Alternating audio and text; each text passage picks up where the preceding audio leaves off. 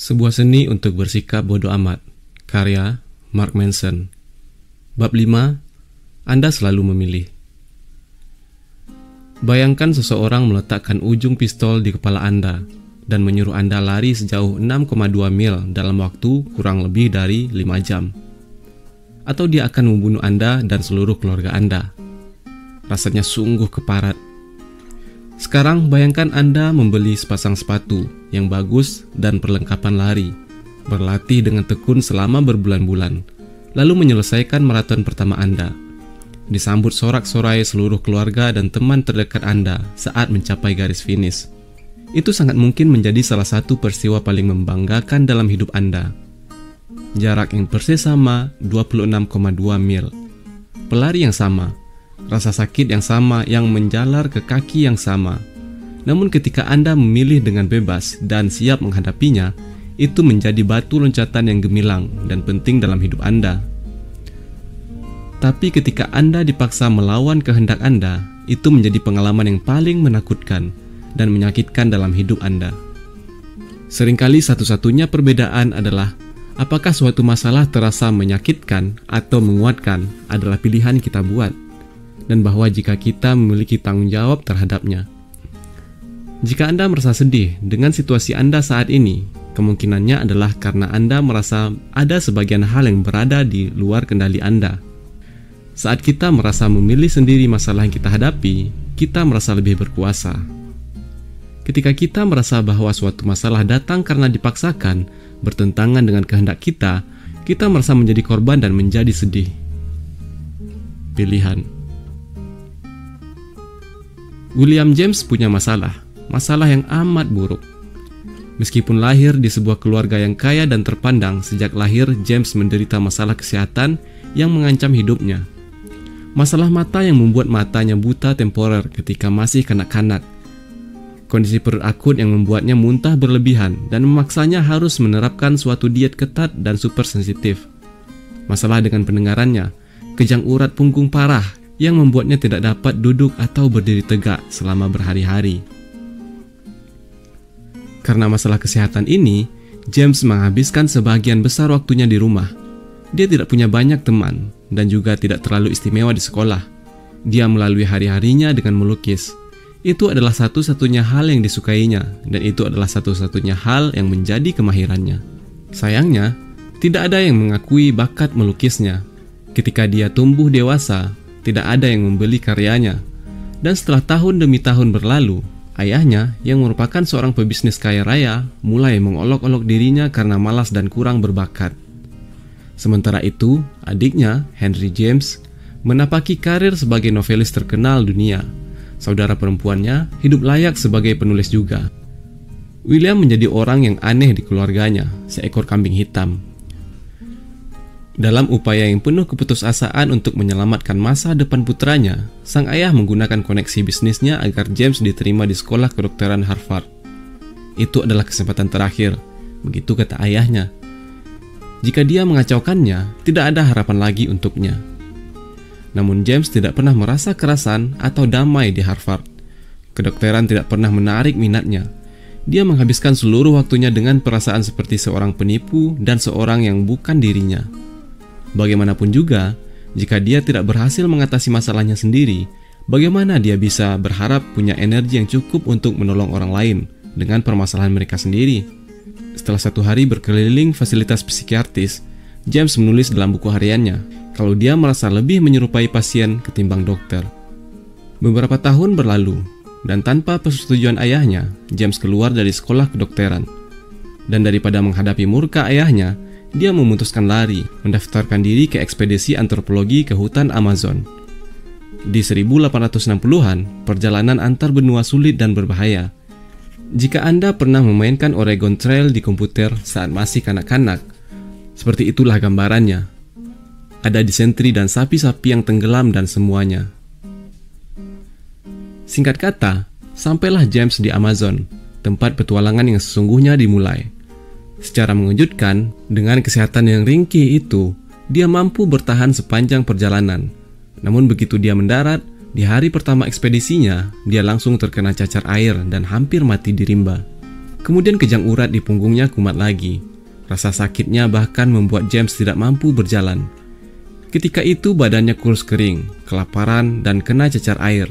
Tidak mampu bergerak karena sakit parah di punggungnya, dan ditinggal sendirian di tengah Amerika Selatan, tanpa peluang yang jelas untuk pulang.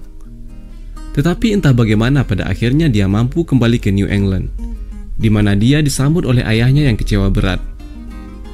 Kini, anak muda itu tidak lagi muda, masih belum punya pekerjaan, selalu gagal di setiap usahanya, dengan sakit yang terus-terusan merongrong tubuhnya, dan sepertinya tidak akan pernah membaik. Meskipun kemudahan dan kesempatan telah diberikan dalam hidupnya, semuanya telah berantakan. Satu-satunya hal yang tampak konsisten dalam hidupnya adalah penderitaan dan kekecewaan. James jatuh dalam depresi berat dan mulai berencana mengakhiri hidupnya. Tetapi pada suatu malam, sambil membaca teks tulisan filsuf Charles Peirce, James memutuskan untuk melakukan sebuah eksperimen kecil. Dalam buku hariannya, dia menulis bahwa dalam setahun akan berusaha meyakini bahwa dia bertanggung jawab 100% atas segala hal yang terjadi dalam hidupnya, apapun itu. Selama periode tersebut, dia akan melakukan apapun yang ada dalam kuasanya untuk mengubah keadaannya.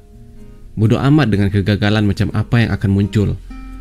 Jika tidak ada yang membaik dalam tahun ini, kesimpulannya dia memang tidak punya daya apapun terhadap situasi di sekitarnya, dan dia akan mengucap selamat tinggal kepada dunia. Akhir kata, William James menjadi bapak psikologi Amerika. Karyanya telah diterjemahkan ke banyak bahasa, dan dia dihormati sebagai salah satu cendekiawan, filsuf, psikolog paling berpengaruh di generasinya. Dia mengajar di Harvard dan berkeliling Amerika Serikat dan Eropa untuk memberikan kuliah. Dia menikah dan memiliki 5 anak. James kemudian memberi judul eksperimen kecilnya, yaitu Lahir Kembali, dan bersyukur atas setiap hal yang telah dilaluinya dalam hidupnya. Semua peningkatan dan pertumbuhan pribadi muncul berkat adanya sebuah kesadaran sederhana. Kesadaran itu adalah bahwasanya kita secara pribadi bertanggung jawab atas segala hal dalam hidup kita, tidak peduli seperti apa kondisi di luar diri kita. Kita tidak bisa selalu mengambil kendali terhadap apa yang terjadi pada kita, namun kita selalu bisa mengendalikan cara kita menafsirkan segala hal yang menimpa kita dan cara kita merespons. Entah kita menyadarinya atau tidak, kita selalu bertanggung jawab atas pengalaman diri kita. Mustahil kita tidak bertanggung jawab. Memilih dengan sadar untuk tidak menafsirkan peristiwa dalam hidup kita tetaplah sebuah penafsiran terhadap peristiwa kehidupan kita. Memilih untuk tidak menanggapi peristiwa dalam hidup kita tetap saja sebuah tanggapan terhadap peristiwa tersebut. Bahkan jika Anda ditabrak mobil badut dan dibuat kesal oleh suatu bus penuh anak-anak sekolah, Anda masih bertanggung jawab untuk menginterpretasikan makna di balik suatu peristiwa dan untuk memilih respons yang seperti apa. Suka atau tidak, kita selalu berperan aktif dalam apa yang sedang terjadi terhadap dan dalam diri kita. Kita selalu menafsirkan makna dari setiap peristiwa dan kejadian. Kita selalu memilih nilai-nilai yang kita hidupi dan ukuran yang kita gunakan untuk menilai setiap hal yang terjadi pada kita.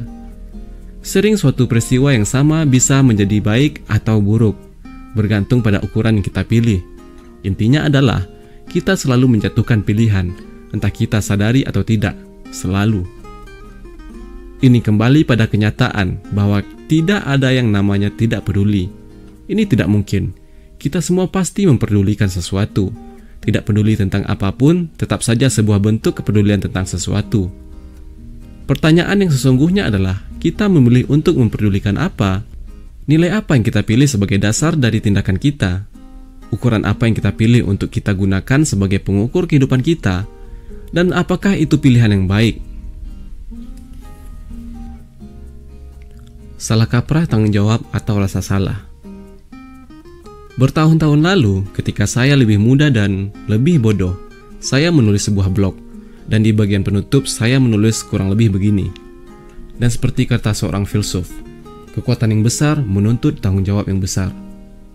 Ini terdengar keren dan berwibawa. Saya lupa siapa yang mengatakan itu, dan pencarian di mesin Google saya tidak menunjukkan hasil apapun.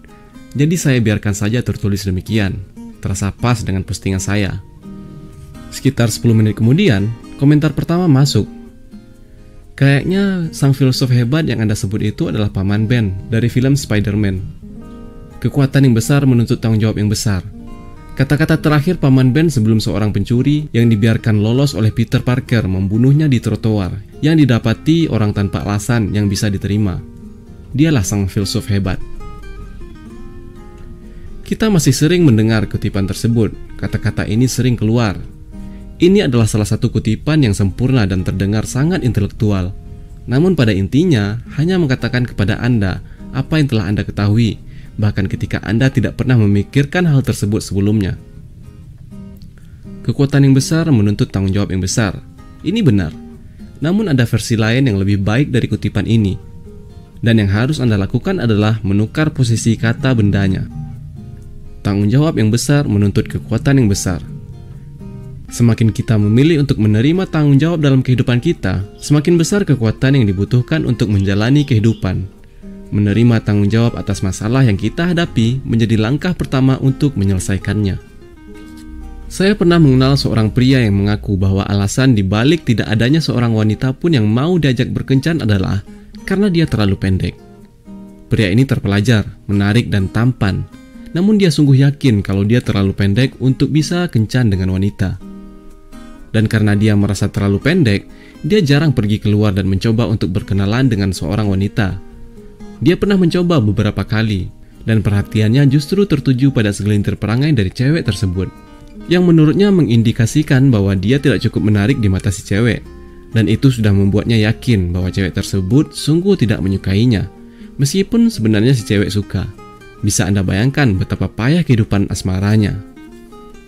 Apa yang tidak disadarinya adalah bahwa dia telah memilih nilai yang justru menyakiti dirinya sendiri, tinggi badan. Wanita dalam benaknya hanya tertarik pada pria yang tinggi. Dia tamat, masa bodoh apapun yang dilakukannya. Pilihan atas nilai ini melemahkan.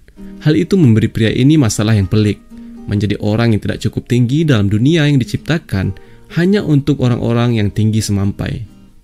Masih ada berbagai nilai yang jauh lebih baik yang bisa digunakan dalam kehidupan percintaannya. Saya cuma ingin mencari wanita yang menyukai saya apa adanya. Mungkin dapat menjadi awal yang baik, namun dia tidak memilih nilai ini. Sepertinya dia bahkan tidak sadar kalau dia sedang memilih satu nilai atau lebih.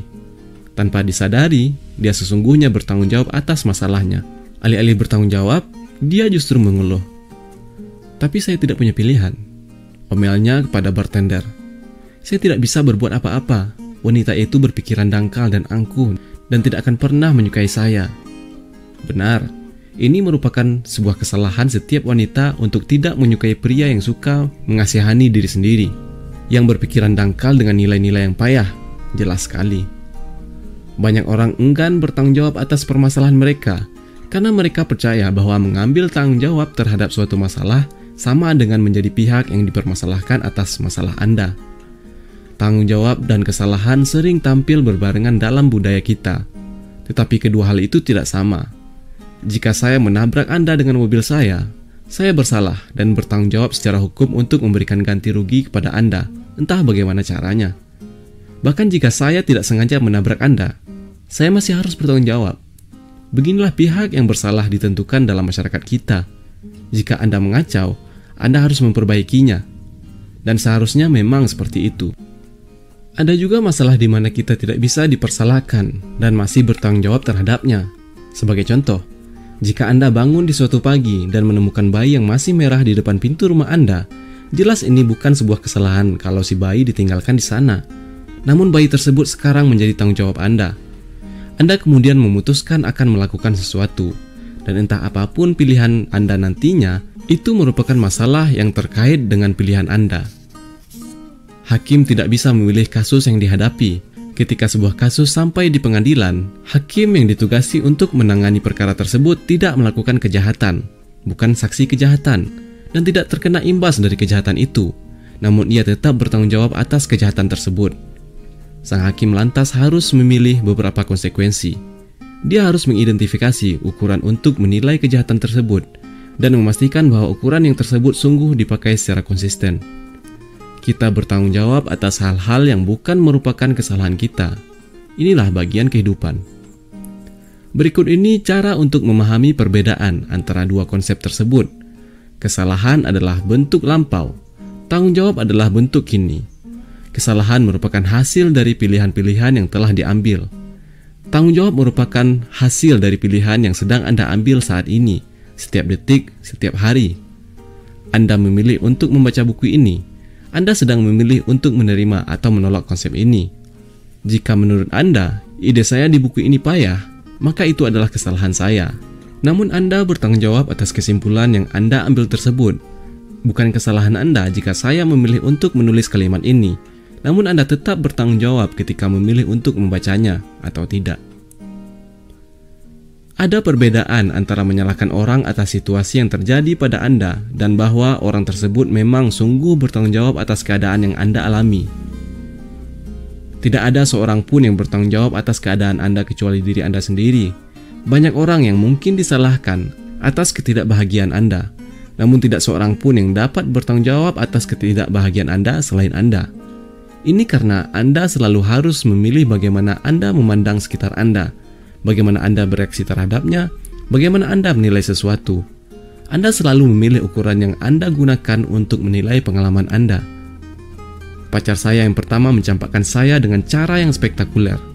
Dia berselingkuh dengan gurunya. Itu luar biasa. Dan yang saya maksud dengan luar biasa, persisnya seperti dipukul sebanyak 253 kali di perut. Lebih apes lagi, ketika saya meminta penjelasan padanya tentang hal ini, dia justru meminta putus dan langsung nempel ke pelukannya. 3 tahun bersama hanya berakhir seperti itu. Saya nelangsa selama beberapa bulan sesudahnya. Sudah saya duga sebelumnya, tapi saya juga berpikir bahwa dialah yang bertanggung jawab atas kepedihan saya. Dengan begitu, ini justru tidak membuat saya bisa melangkah ke depan. Itu hanya membuat rasa pedih semakin parah. Lihat, saya tidak bisa mengendalikan dia. Dia tidak peduli. Tidak peduli berapa kali saya memanggil-manggilnya, atau meneriakkan namanya, atau memohon agar dia mau kembali ke pelukan saya, atau membuat kunjungan kejutan ke tempatnya, atau hal-hal yang mengerikan dan irasional lain yang bisa dilakukan seorang mantan. Saya tidak akan pernah bisa mengendalikan emosi atau tindakannya. Pada akhirnya, meskipun dia yang patut disalahkan atas apa yang saya rasakan, dia tidak pernah bertanggung jawab atas apa yang saya rasakan. Sayalah yang harus bertanggung jawab. Pada suatu titik, setelah aliran mata dan alkohol dirasa telah cukup, saya mulai berpikir dan memahami bahwa meskipun dia telah melakukan sesuatu yang buruk kepada saya dan dia layak disalahkan, sekarang tanggung jawab sayalah untuk membuat diri saya kembali gembira. Dia tidak akan pernah muncul dan memperbaiki segala hal yang terjadi pada saya. Saya harus memperbaikinya sendiri. Ketika saya melakukan pendekatan itu, beberapa hal mulai terjadi.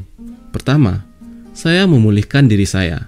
Saya mulai berolahraga dan menghabiskan lebih banyak waktu dengan teman-teman saya. Saya mulai dengan sukarela menemani orang-orang baru. Saya melakukan banyak perjalanan studi ke luar negeri dan menjadi relawan. Dan perlahan, saya mulai merasa lebih baik. Saya masih kesal dengan mantan saya atas apa yang telah dilakukannya. Tetapi setidaknya, sekarang saya mengambil tanggung jawab atas emosi saya sendiri. Dan dengan melakukan ini, saya memilih nilai yang lebih baik. Kemudian, sekitar setahun berikutnya, sesuatu yang lucu terjadi. Saat saya menengok kembali hubungan kami, saya mulai menangkap masalah yang tidak pernah saya sadari sebelumnya. Masalah bahwa saya sering jadi orang yang disalahkan dan seharusnya saya dapat melakukan sesuatu untuk memperbaikinya. Saya menyadari bahwa saya sepertinya tidak pernah menjadi kekasih yang hebat, dan bahwa seseorang tidak begitu saja berselingkuh dengan orang lain kecuali jika mereka tidak bahagia karena beberapa alasan. Saya tidak lantas mengatakan kalau pemahaman ini membenarkan apa yang dilakukan mantan saya. Namun dengan mengenali kesalahan saya terbantu untuk menyadari bahwa saya bukanlah korban yang sepenuhnya tidak bersalah sebagaimana yang saya yakini selama ini. Bahwasanya, saya juga berperan sehingga hubungan yang kacau ini terus berlangsung selama itu. Lagi pula, orang lain yang menjalani hubungan sepertinya juga memegang nilai serupa. Dan jika saya mengencani seseorang dengan nilai-nilai yang buruk selama itu, lalu apa yang bisa disimpulkan mengenai saya dan nilai-nilai saya? Saya disadarkan bahwa jika pacar-pacar Anda bersikap egois dan tega melukai Anda, maka sejatinya Anda pun juga demikian. Anda hanya tidak menyadarinya. Saat menengok ke belakang, saya bisa melihat dan menyadari ada semacam rambu-rambu yang diberikan pacar saya yang seharusnya saya pahami. Namun saya memilih tidak mengabaikan atau bahkan menghapus rambu-rambu itu ketika saya bersamanya. Itulah kesalahan saya. Ketika merefleksikan kembali, saya sadar bahwa saya tidak pernah menjadi boyfriend of the year baginya. Faktanya, saya sering bersikap dingin dan arogan terhadapnya. Di kesempatan lain, saya menyia-nyiakan dan membuatnya kecewa dan terluka. Hal-hal ini merupakan kesalahan saya juga. Apakah kesalahan-kesalahan saya membenarkan perselingkuhan pacar saya? Tidak. Namun tetap saja, saya memiliki tanggung jawab untuk tidak pernah membuat kesalahan yang sama lagi dan tidak pernah menganggap remeh rambu-rambu yang sama lagi untuk membantu memastikan bahwa saya tidak akan pernah menderita konsekuensi yang sama lagi. Saya mengambil tanggung jawab untuk turut berupaya agar hubungan saya dengan wanita lain di masa depan menjadi lebih baik. Dan saya senang mengatakan bahwa saya memilikinya.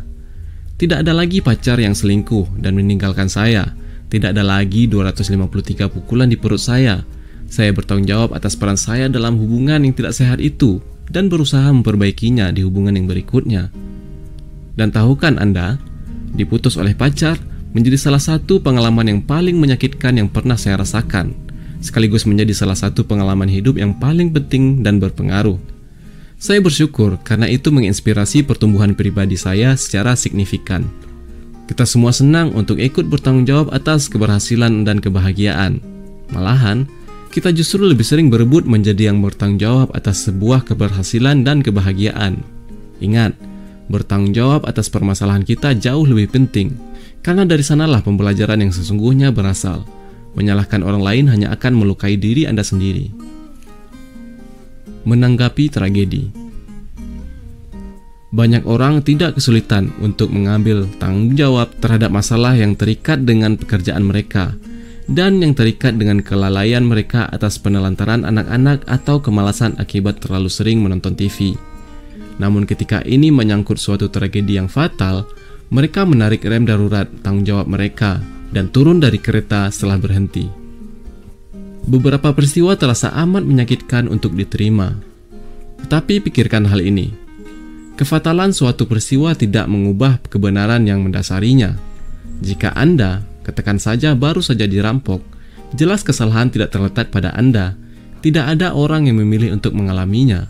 Namun, sama halnya dengan bayi yang terbaring di depan pintu rumah Anda dipaksa untuk mengambil tanggung jawab dalam situasi hidup mati seperti itu. Apakah Anda melawan? Apakah Anda panik? Apakah Anda terpaku? Apakah Anda menghubungi polisi? Apakah Anda berusaha untuk melupakannya dan pura-pura itu tidak pernah terjadi? Itu semua adalah pilihan dan tanggapan yang dalam tanggung jawab Anda terima atau Anda tolak. Anda tidak memilih untuk dirampok, namun tetap saja Anda bertanggung jawab untuk mengelola dampak emosional dan psikologis dari pengalaman tersebut. Pada 2008, Taliban mengambil kendali lembah Swat, sebuah lembah terpencil di sebelah timur laut Pakistan. Mereka segera melaksanakan agenda ekstremis mereka. Tidak ada televisi, tidak ada film, tidak ada wanita yang berada di luar rumah tanpa didampingi pria. Tidak ada anak perempuan yang pergi ke sekolah. Memasuki 2009, seorang gadis Pakistan berusia 11 tahun bernama Malala Yousafzai mulai bersuara melawan larangan untuk bersekolah bagi anak perempuan. Dia tetap masuk ke sekolah setempat dengan mempertaruhkan hidupnya sendiri dan nyawa ayahnya. Dia juga mengikuti pertempuran-pertempuran di kota-kota terdekat. Dia menulis secara online, beraninya Taliban merampas hak saya untuk mendapatkan pendidikan. Pada 2012, saat berusia 14 tahun, di suatu hari dia ditembak tepat di wajahnya saat naik bis dari rumah menuju ke sekolah. Seorang tentara Taliban bertopeng dengan bersenjata laras panjang menaiki bus dan bertanya, "Mana Malala? Katakan, atau ku tembak semua orang di sini." Malala menunjukkan dirinya.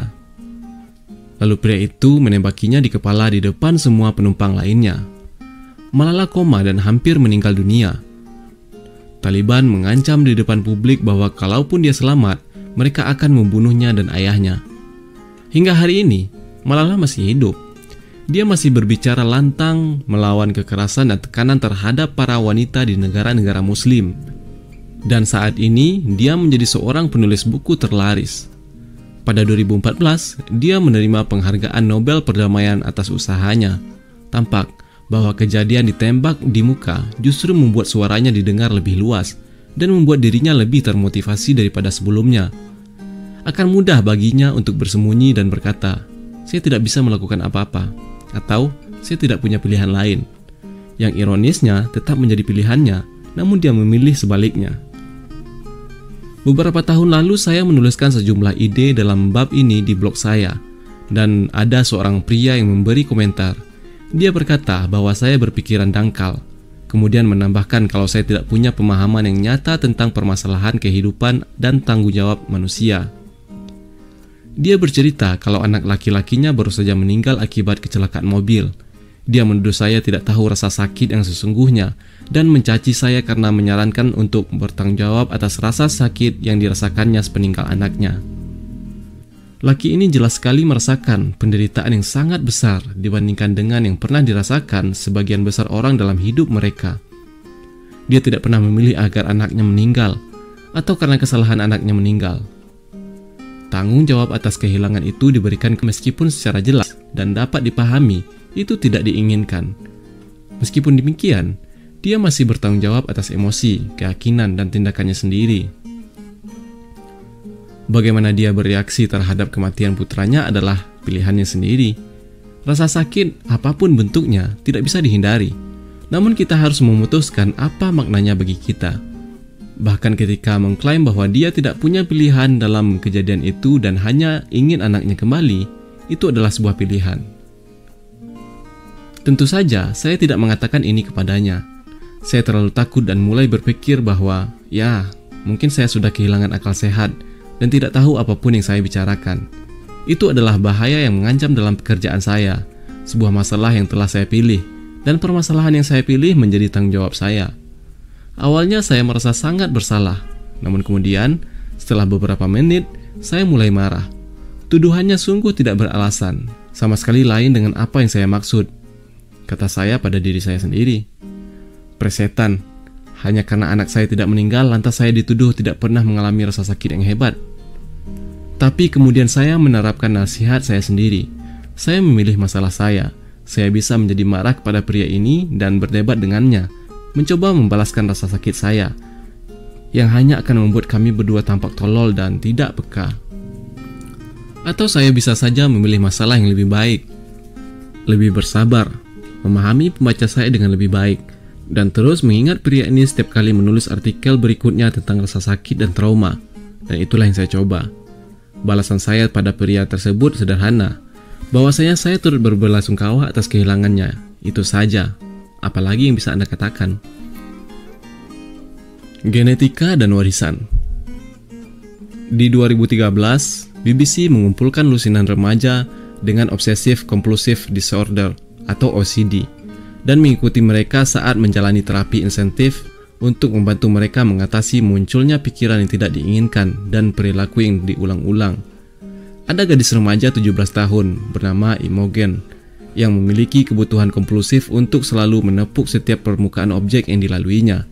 Jika dia gagal melakukannya, dia akan dibanjiri oleh pikiran yang menyeramkan bahwa keluarganya akan sekarat.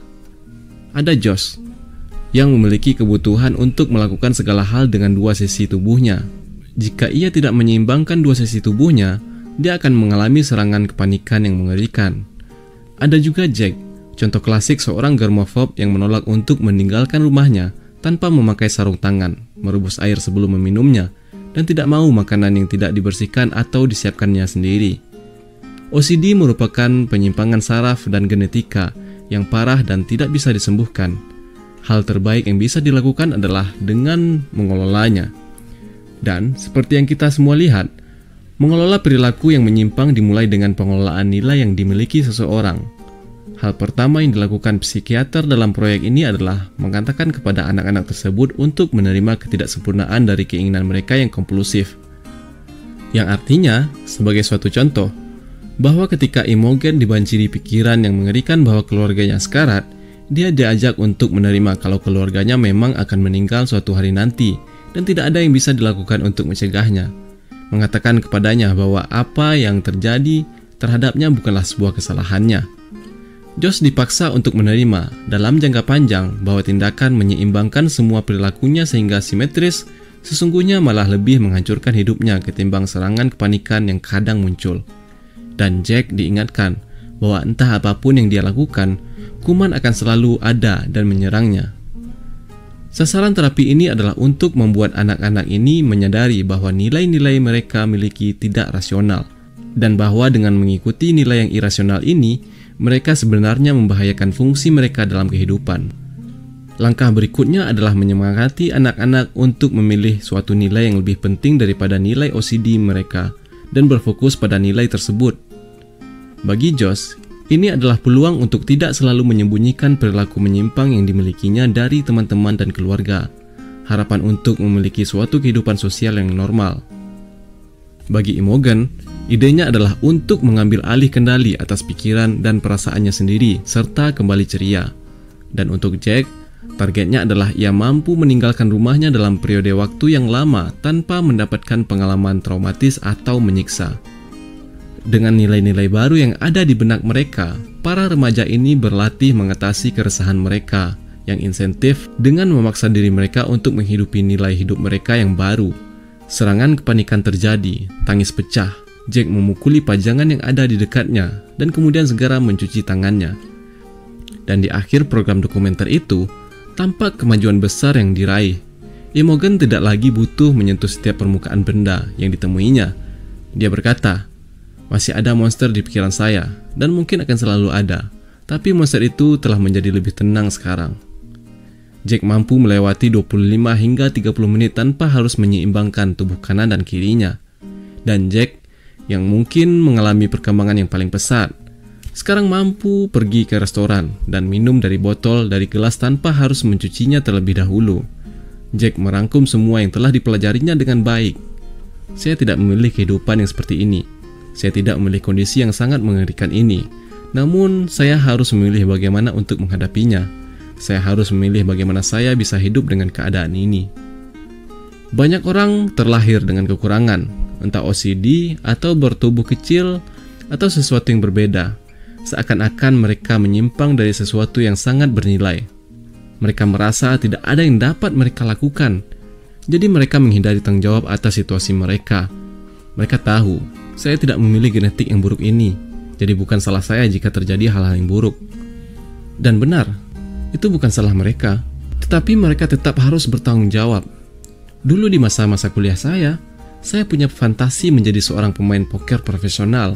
Saya memenangkan uang dan segalanya, dan itu menyenangkan. Namun setelah hampir setahun menggeluti bidang ini, saya berhenti. Kebiasaan begadang menatap layar komputer, memenangkan ribuan dolar sehari, dan kehilangan hampir semuanya keesokan hari, jelas bukan untuk saya. Dan itu juga bukan cara mendapatkan penghasilan yang paling stabil secara kesehatan dan emosional. Namun permainan poker secara mengejutkan memiliki pengaruh yang gentara pada cara saya memandang kehidupan. Keindahan permainan poker ada pada bahwa sekalipun bersandar pada keberuntungan, keberuntungan itu tidak menentukan hasil akhir pertandingan. Seseorang bisa saja mendapatkan kartu yang jelek dan mengalahkan seseorang dengan kartu yang sangat bagus. Tentu, orang yang mendapatkan kartu yang bagus di atas kertas sepertinya memiliki kesempatan menang lebih besar. Tetapi pada akhirnya sang pemenang ditentukan oleh pilihan yang dibuat setiap pemain selama permainan berjalan. Saya memandang kehidupan dengan cara yang kurang lebih sama. Kita semua mendapatkan kartu. Beberapa dari antara kita mendapatkan kartu yang lebih bagus daripada yang lainnya. Dan meskipun mudah saja untuk menyerah dan merasa bahwa kita telah dikalahkan, permainan sebenarnya terletak pada pilihan yang kita buat terhadap kartu tersebut, pilihan risiko yang kita ambil, dan pilihan konsekuensi yang akan kita jalani. Orang-orang yang secara konsisten membuat pilihan terbaik dalam situasi apapun adalah mereka yang pada akhirnya memenangkan permainan ini. Seperti halnya dalam kehidupan, dan itu tidak harus mereka yang memiliki kartu terbaik. Benar, ada beberapa orang yang secara psikologis dan emosional menderita akibat kelainan syaraf atau genetik. Tetapi itu tidak mengubah apapun. Tentu mereka mewarisi sesuatu yang buruk dan tidak boleh disalahkan. Kita tidak bisa menyalahkan seorang pria yang pendek yang ingin berkencan hanya karena dia pendek, atau korban perampokan disalahkan karena dia dirampok. Meski demikian itu masih tetap menjadi tanggung jawab mereka. Entah mereka memilih untuk mendapatkan bantuan psikiater, terapi, atau tidak melakukan apapun, tetap harus membuat pilihan. Ada orang-orang yang menderita karena masa kanak-kanak yang buruk. Ada yang dilecehkan dan mengalami kekerasan, bahkan dihancurkan secara fisik, emosional, dan finansial. Mereka tidak dapat disalahkan atas masalah dan hambatan mereka, tetapi mereka tetap bertanggung jawab untuk melanjutkan hidup, apapun permasalahan yang mereka hadapi, dan membuat pilihan terbaik semampu mereka dalam situasi apapun. Dan marilah kita jujur di sini. Seandainya Anda berusaha mengumpulkan siapa saja yang mengalami penyimpangan kejiwaan, bertarung melawan depresi dan pikiran untuk bunuh diri, yang terabaikan atau yang diperlakukan dengan kejam, dilanda tragedi atas meninggalnya orang tercinta, dan mampu bertahan dari berbagai isu kesehatan yang parah, kecelakaan, atau trauma. Jika Anda mengumpulkan semua orang itu dalam satu ruangan, maka sepertinya Anda akan memasukkan setiap orang di muka bumi, karena tidak seorang pun dapat melalui kehidupan tanpa membawa bekas luka di pintu keluar. Tentu, beberapa orang terbebani dengan masalah yang lebih parah ketimbang orang lain, dan beberapa orang ditimpa aneka bencana secara mengerikan. Namun meskipun sedikit banyak ini mungkin membuat kita jengkel atau terganggu, pada akhirnya ini tidak mengubah apapun mengenai tanggung jawab yang melekat pada situasi pribadi kita. Tren menjadi korban. Salah kaprah tentang tanggung jawab atau rasa salah membuat orang-orang melemparkan tanggung jawab untuk menyelesaikan masalah mereka kepada orang lain. Kemampuan untuk melepaskan tanggung jawab dengan cara menyalahkan orang lain memberikan kenikmatan yang cuma sementara, juga memberikan sensasi kenikmatan menjadi orang yang benar atau baik secara moral. Sayangnya, salah satu efek samping dari internet dan media sosial adalah semakin mudahnya melemparkan tanggung jawab kepada kelompok atau orang lain. Faktanya, permainan menyalahkan atau mempermalukan di lingkup publik ini telah menjadi populer. Dalam kalangan tertentu, ini bahkan dipandang sebagai sesuatu yang keren, menyebarkan ketidakadilan kepada publik, memanen perhatian dan emosi yang jauh lebih banyak dan menarik ketimbang sebagian besar peristiwa lain di media sosial, serta mampu memberikan imbalan berupa perhatian dan simpati yang berlimpah ruah kepada orang-orang yang mampu secara terus-menerus merasa menjadi korban. Tren menjadi korban merupakan tren yang berlaku baik untuk mereka yang berpandangan kanan atau kiri sekarang ini. Faktanya, ini mungkin pertama kalinya dalam sejarah manusia bahwa setiap kelompok demografik merasa menjadi korban ketidakadilan secara terus-menerus, dan mereka semua secara sengaja menunggangi kegeraman moral yang menyertainya. Sekarang ini, siapapun yang merasa diserang tentang apapun, merasa seakan-akan mereka sedang ditekan dengan cara sedemikian rupa, dan mereka itu berhak meluapkan amarah mereka, dan untuk mendapatkan sejumlah perhatian tertentu. Iklim media saat ini secara bersamaan mendorong sekaligus melengsarkan reaksi semacam ini, karena itu menguntungkan untuk bisnis. Penulis dan komentator media Ryan Holiday menyebut hal ini sebagai pornografi kemarahan. Ketimbang melaporkan kisah dan masalah yang sesungguhnya, media tahu bahwa akan lebih mudah mencari sesuatu yang bersifat sedikit menyerang suatu pihak, menyebarkan kepada audiens luas, menciptakan kemarahan, dan kemudian menyiarkan kembali kemarahan itu ke seluruh populasi manusia dengan sebuah cara yang memicu kemarahan sebagian populasi lainnya. Ini memicu semacam gaung omong kosong yang memantul bolak-balik di antara dua sisi imajiner, dan di saat yang bersamaan mengalihkan setiap orang dari masalah sosial yang sebenarnya. Tidak mengherankan, kita semakin terpolarisasi secara politik dibandingkan sebelum-sebelumnya. Masalah terbesar dari tren menjadi korban adalah bahwa ini semakin menjauhkan perhatian kita dari korban yang sesungguhnya. Ini seperti bocah laki-laki yang menirukan lolongan serigala.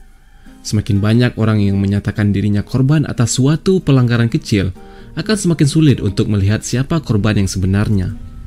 Orang-orang pun menjadi kecanduan, merasa dirinya tak henti-hentinya diserang karena ini memberikan mereka kenikmatan, menjadi pihak yang dibenarkan, dan secara moral menjadi superior itu terasa enak. Seperti yang digambarkan seorang kartunis politik Tim Credder di New York Times. Luapkan kemarahan seperti banyak hal lainnya terasa enak, tapi setelah beberapa lama itu akan menelan kita dari dalam. Dan itu bahkan lebih berbahaya daripada kejahatan itu sendiri, karena kita bahkan secara tidak sadar mengakui kalau itu sebuah kenikmatan. Namun bagian dari hidup dalam sebuah masyarakat yang demokratis dan bebas adalah bahwa kita semua harus berhadapan dengan berbagai pandangan dan orang yang berseberangan dengan kita. Itulah harga yang kita bayar. Dan kelihatannya semakin banyak orang yang melupakan hal tersebut. Kita disarankan untuk memilih pertempuran kita dengan hati-hati, sambil terus-menerus mencoba sedikit berempati terhadap mereka yang kita sebut musuh. Sebaiknya kita mendahulukan nilai-nilai kejujuran, memelihara keterburukan, dan menerima keraguan yang muncul atas nilai-nilai seperti merasa paling benar, merasa enak, dan membalas dendam. Nilai-nilai demokratis di atas akan sulit dipertahankan di tengah-tengah selalu bisingnya dunia yang terhubung satu sama lain. Tetapi kita, suka atau tidak suka, harus menerima tanggung jawab tersebut dan merawatnya. Stabilitas sistem politik kita di masa depan bisa saja bergantung pada hal ini. Tidak ada bagaimana. Banyak orang mungkin mendengar semua hal ini dan kemudian mengatakan sesuatu. Oke, tapi bagaimana?